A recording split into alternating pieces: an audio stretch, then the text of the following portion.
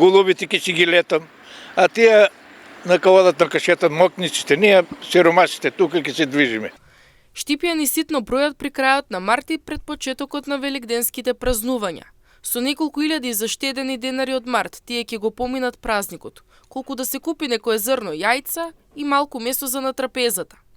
Велат новата цена на нафтата, високите цени во маркетите, се нивниот најголем товар, а ако на ова се додадат и сметките за струја, но и високите цени во аптеките, ситуацијата е уште потешка.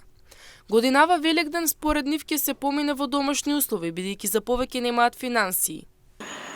Пас некои имат, некои нема, зависи од примањата. Пари нема за викенд. Па и сиромаштија е. Отворно ти кажувам. Добро, за мене јас имам еден обстанок, колку толку станче си им купена, сега со госпоđата правим абет.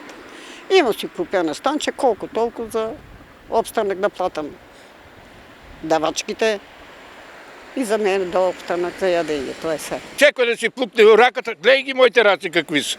На 80 години кром работам. Тие исто пензионери, социјалци, нека земат матиката, нека копат, нека печалат. А не лежи лебо да те јадам, нема никаде джабе, брате.